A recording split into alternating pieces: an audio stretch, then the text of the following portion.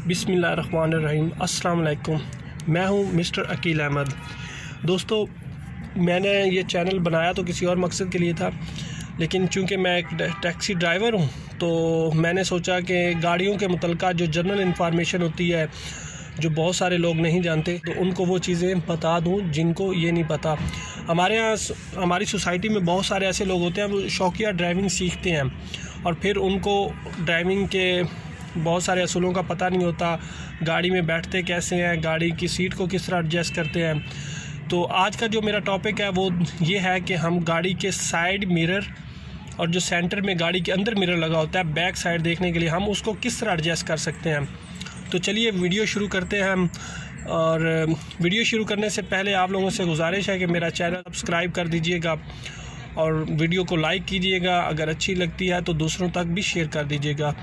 तो चलते हैं, हम वीडियो को स्टार्ट करते हैं।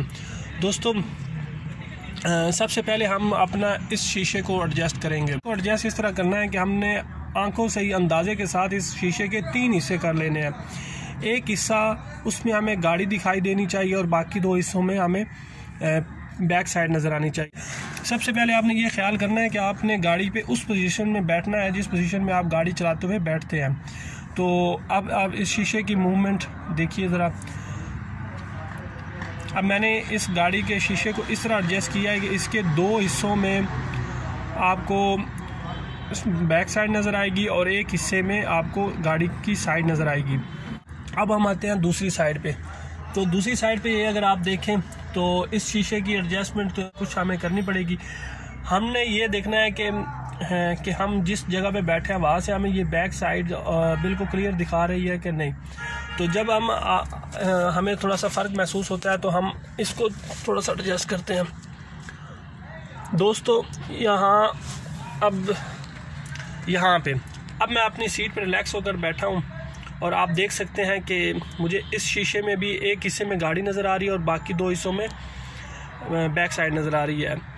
तो यहाँ ये जो एंगल बनता है इस शीशे में, यानी अगर हम किसी ऐसी जगह पे खड़े हैं कि हमें दूर तक बहुत कुछ यानी नज़र आ रहा है, तो एक जगह पे जाके इस शीशे में जो चीज़ नज़र आ रही होगी वो इस शीशे में भी नज़र आएगी।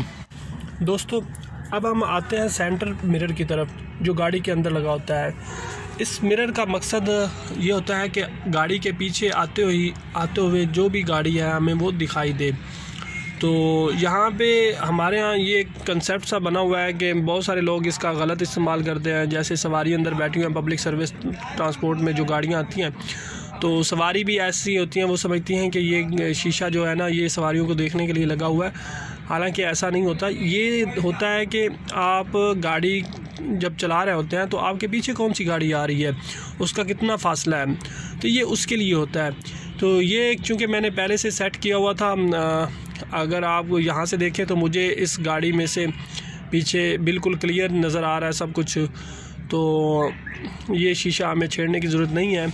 बहरहाल सिंपल आप लोगों को बताने का मकसद था, जो साइड मिरर हैं वो ज़्यादा इम्पोर्टेंट होते हैं और ये भी इम्पोर्टेंट है अपनी जगह पे, लेकिन इसका मुनासिब इस्तेमाल करें।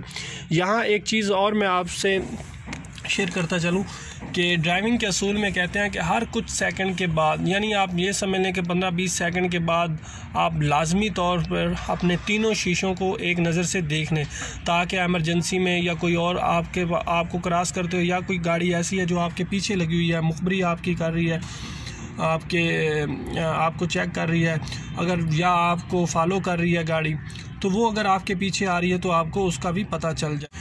दोस्तों, उम्मीद करता हूँ कि आज की वीडियो और मेरी ये काविश आपको ज़रूर पसंद आई होगी।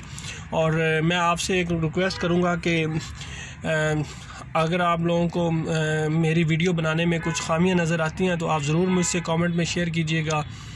उसके अलावा मेरी हौसला अफजाई कीजिएगा और मेरी इन वीडियोस को आप अपने दोस्तों तक और दूसरों लोगों तक ज़रूर शेयर कीजिएगा। बहुत शुक्रिया। अल्लाह निगहबान, अल्लाह पाक खुश रखे आपको। दुआओं में